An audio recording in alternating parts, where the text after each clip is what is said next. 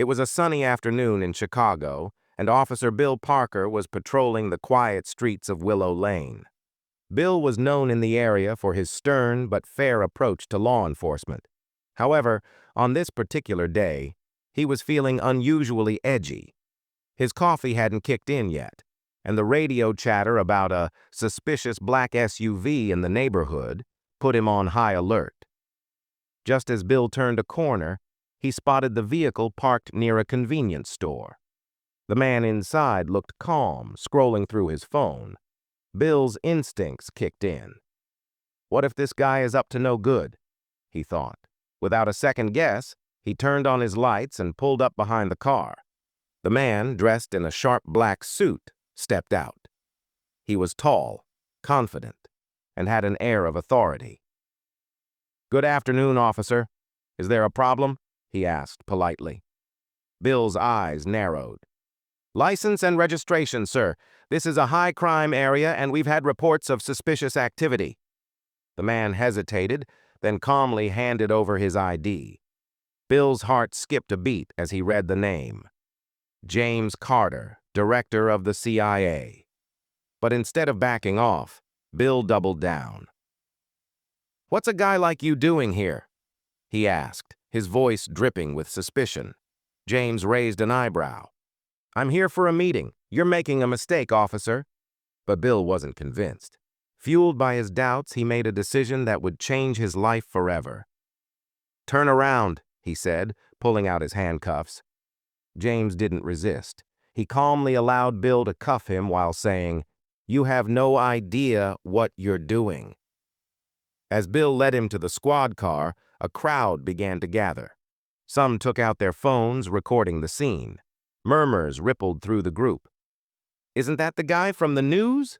The CIA guy?" someone whispered. Bill ignored them. He radioed for backup, determined to investigate further. But just as he was about to put James into the back seat, James calmly said, "Officer, before this goes any further, you might want to check your inbox." Confused, Bill paused. "My inbox?" James nodded toward the phone clipped to Bill's belt. "Your email. Trust me, it's urgent." Bill hesitated, then pulled out his phone. When he opened his inbox, his blood ran cold. The email was from his police chief, marked urgent. It read, "Officer Parker, stand down immediately. You're dealing with a federal case, and Director Carter is critical to our national security. Any further action will result in severe consequences." Bill's hands trembled. Before he could react, James smiled faintly and said, "It's not too late to do the right thing, officer." Just then, a black helicopter appeared in the distance, heading straight toward them. The crowd gasped, and Bill's heart raced. What was happening? And why did it feel like this wasn't the end of the story? The helicopter roared closer, the wind from its spinning blades whipping through the crowd. People shielded their faces, phones still recording, as the sleek, black aircraft descended onto the street. Bill's stomach dropped. This wasn't just any helicopter. It had the unmistakable seal of the United States government emblazoned on its side. As it landed, two men in dark suits and sunglasses stepped out, their expressions unreadable. One of them strode straight toward Bill, his steps purposeful, his gaze like a laser beam. "Officer Parker, step away from Director Carter," the man said in a tone that brooked no argument. Bill froze. His grip on James's arm tightened reflexively. "Who are you?" he managed to ask, though his voice trembled. The man didn't answer directly. Instead, he held up a badge that gleamed under the sunlight. National Security Advisor. The crowd murmured louder and someone shouted, "This is crazy! What's going on?" Before Bill could process the situation, James Carter calmly said, "You've made your point, officer. Now, let's avoid an international incident, shall we?" Bill's mind was racing. International incident? He let go of James, but his hand hovered near his radio. He wasn't sure if he should escalate this or let it go. Just as James stepped toward the men from the helicopter, one of them leaned in and whispered something in his ear. James's expression shifted. His calm demeanor was replaced with something sharper. He turned back to Bill. "You might want to brace yourself, Officer Parker," James said, his voice tinged with something Bill couldn't quite place. "Because the next few minutes are about to change your life forever." Before Bill could ask what he meant, the man who had spoken earlier approached him again, this time holding out a small black device. "This is for you," he said. "For me?" Bill asked, confused. The man nodded. "It's a recording, and once you play it, you'll understand why we're here and why this wasn't just a routine stop." Bill hesitated but took the device. His heart was pounding as he looked at the small screen. What could possibly be on it? And why was everyone acting like he had stumbled onto something much bigger than he could imagine? James spoke again, his tone low but firm. "Officer Parker, I know you think you're just doing your job. But the truth is, you've stepped into a game you didn't even know existed. Play the recording, and you'll see." The crowd was still buzzing with confusion, and the helicopter's engine idled loudly in the background. Bill stared at the device in his hand, feeling like the weight of the world was pressing down on him. What could be on this recording? And why did it feel like his next decision would determine his entire future? What secrets does the recording hold? Why is James Carter being so cryptic? And will Officer Parker's world come crashing down? Or will he uncover something even more shocking? Bill stared at the device, his thumb hovering over the play button. Every instinct screamed at him to stop, to hand it back and walk away. But curiosity gnawed at him like a persistent itch. What could be so important? Why give it to me? The crowd grew restless, their voices mixing with the distant hum of the helicopter. Someone called out, "Play it already!" Bill glanced at James, who now stood with his arms crossed, a faint smirk on his face. The CIA director didn't look worried. He looked prepared. Bill took a deep breath and pressed play. The screen flickered to life, and the first image sent a chill down his spine. It was a satellite view of the city, zooming in on a neighborhood he recognized, his own. The date in the corner was from 2 days ago. A voice, deep and mechanical as though altered, began to speak. "This message is for Officer Bill Parker. You've been selected for a critical mission. What you uncover today will determine the safety of millions. But first, you must ask yourself, how far are you willing to go for the truth?" Bill's pulse quickened. He glanced up at James, whose expression had turned serious. "What is this?" Bill demanded. But James didn't answer. The video continued. The satellite image transitioned to a grainy security camera feed showing a man in a hooded jacket handing off a briefcase to someone in a dark alley. The hooded man turned slightly, and Bill's jaw dropped. It was him, or at least someone who looked exactly like him. "This individual," the voice continued, "is an international fugitive wanted for acts of treason against the United States. You have 24 hours to prove your innocence, or you'll face consequences you cannot escape." Bill's breath caught in his throat. This has to be a mistake. I've never seen that briefcase before," he said, his voice shaking. But James finally stepped forward, his calm demeanor replaced with urgency. "Bill, this isn't a mistake. Someone set you up. That briefcase contains something that could cripple our nation's defenses, and they want you to take the fall." The crowd, now silent, hung on every word. Even the bystanders who had been recording seemed transfixed. Bill's hands trembled as he replayed the last part of the recording. "Why me?" he asked, his voice barely above a whisper. "I'm just a regular cop. Why go through all this trouble?" James's gaze hardened.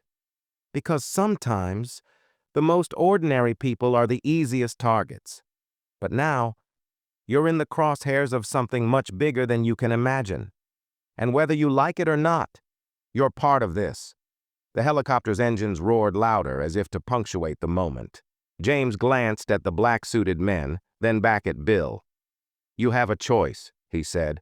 "Come with us and help uncover the truth, or stay here and let them bury you under lies." Bill's head spun. The recording, the helicopter, James's cryptic words. It was all too much. But one thought echoed in his mind. If I don't go, I might never clear my name. The crowd watched, holding their breath. "What's it going to be, officer?" James asked, his voice cutting through the noise like a knife. And just as Bill opened his mouth to respond, a loud crack echoed through the air. A bullet whizzed past, narrowly missing James and striking the ground near the helicopter. Chaos erupted. Who fired the shot? Is Bill walking into a trap or uncovering a conspiracy? And what's inside the mysterious briefcase? The sound of the gunshot sent the crowd into a frenzy. People screamed and ducked for cover, their phones forgotten as survival instincts took over. Bill's heart raced as he instinctively crouched behind his squad car, pulling his weapon. James Carter remained eerily calm, his sharp eyes scanning the rooftops like a hawk. "Sniper," James said coldly. "They're not here for you, Bill. They're here for me." Before Bill could respond, a black SUV screeched to a halt nearby. The doors flew open and out stepped a woman in tactical gear, her jet-black hair tied into a tight braid. She moved with the precision of a soldier, her sharp blue eyes locking onto James. "Director Carter, we've got a situation," she said, her voice firm yet oddly soothing. She glanced at Bill. "And I assume this is your civilian liability?" James shook his head. "Not quite. Officer Parker is now a critical part of this operation." "Treat him as such, Agent Harper." Agent Harper arched an eyebrow but didn't argue. Instead, she tossed a small earpiece to Bill. "Put this on, officer. Things are about to get loud." Before Bill could ask what she meant, another shot rang out, this one ricocheting off the hood of his car. Harper spun around, raised her rifle, and fired 3 quick shots into the distance. The chaos was overwhelming, but there was something oddly mesmerizing about the way she moved, like she had done this 1,000 times before. As Bill fumbled with the earpiece, a deep voice crackled through. "Team Alpha, this is Commander Brooks. Extraction is delayed. Hostiles confirmed in the area. Secure the asset at all costs." "Who's Commander Brooks?" Bill asked, trying to process the whirlwind around him. James smirked. "You'll meet him soon enough if we survive this." Suddenly, a sleek black motorcycle roared onto the scene, driven by a man in a leather jacket. His face was covered by a mirrored helmet, but his movements were precise. He skidded to a halt near James, pulled off his helmet, and revealed a rugged face with a scar running down his cheek. "You called for backup?" the man said, his voice laced with sarcasm. "Nice of you to join us, Agent Cross," James replied dryly. Agent Cross winked at Harper, then turned to Bill. "So, you're the lucky guy they dragged into this mess, huh? You look unprepared." "Unprepared?" Bill shot back. "I just dodged a sniper bullet. Who are you people?" Cross grinned. "We're the cleanup crew. And trust me, officer, this is just the warm-up." The chaos intensified as more black-clad figures emerged from unmarked vehicles, forming a protective perimeter around the group. The sniper fire had stopped, but the tension was palpable. Bill could feel the weight of 100 questions pressing down on him, but there was no time to ask. Then, from the back of the helicopter, a tall man stepped out. He was dressed in a long trench coat, his gray hair slicked back, and his piercing green eyes scanned the scene with authority. Everyone, even James, straightened up as he approached.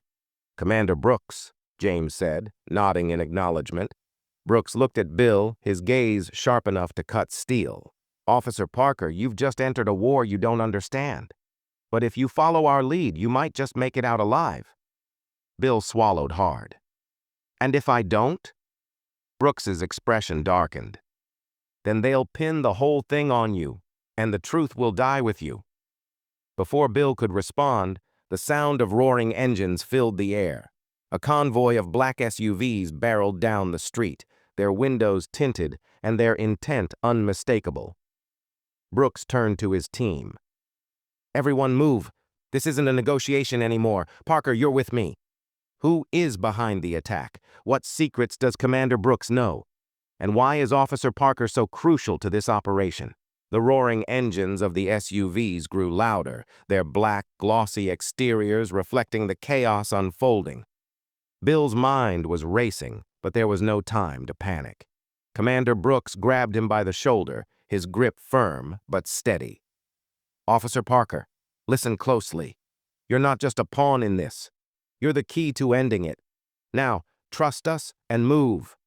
Before Bill could respond, Agent Harper and Agent Cross formed a barrier, their weapons trained on the approaching convoy. The first SUV came to a screeching halt, and masked men with assault rifles poured out. "Cover him!" Harper barked, unleashing a volley of precise shots that forced the attackers to dive for cover. Bill was pulled toward the helicopter by Brooks, who was now shouting into his earpiece. "Base, we need extraction, now! This is escalating!" As they reached the helicopter, James Carter stayed behind, firing a single shot from a concealed pistol that struck a car tire, sending it spinning out of control. "I'll hold them off. Get him to safety." "No!" Bill shouted, surprising even himself. "I'm not leaving until I know the truth. Why me? Why does this all revolve around me?" Brooks sighed, his face lined with urgency but also something deeper: pity. "Because, Parker, the man in the video isn't just a double. He's part of a program that uses stolen identities to infiltrate law enforcement. And you're the first one to get too close to exposing it." Bill's head spun. "Stolen identities? You're saying someone chose me for this?" "Exactly," James shouted over the gunfire. "And if they take you out, they erase the evidence. But if we survive this, we take them down. All of them." The words hit Bill like a freight train. For the first time, he understood the stakes. This wasn't just about him. It was about a web of corruption threatening the entire country. With renewed determination, Bill climbed into the helicopter, followed closely by Brooks and Harper. Cross stayed behind, providing cover fire with James. "You better make it worth it, Parker," Cross yelled, his voice fading as the helicopter's blades roared to life. As they ascended, Bill watched the chaos below. The attackers were retreating, their vehicles speeding off into the distance. James and Cross disappeared into the shadows, blending seamlessly with the night. Inside the helicopter, Brooks handed Bill a folder. "This is everything we have on the program. Study it. When we land, your real training begins." "Training?" Bill asked, still catching his breath. Harper smirked. "Welcome to the fight, officer. You're one of us now." The next few weeks were a whirlwind. Bill trained alongside Harper and Cross, learning the intricacies of espionage and uncovering the depth of the conspiracy. Together, the team dismantled the identity theft program, exposing high-ranking officials who had been complicit. 1 year later, Bill stood in front of a podium, addressing the nation as a hero who had helped take down one of the largest corruption rings in U.S. history. James Carter watched from the sidelines, a proud but knowing smile on his face. As the applause died down, Bill ended his speech with a simple but powerful message. "Always stand for what's right, even when the odds are against you. You don't have to be a hero to make a difference. You just have to take the first step." Moral of the story. The story teaches us the importance of courage, resilience, and doing the right thing, even when it's difficult or dangerous. It reminds us that ordinary people can achieve extraordinary things when they stand up against injustice and fight for the truth.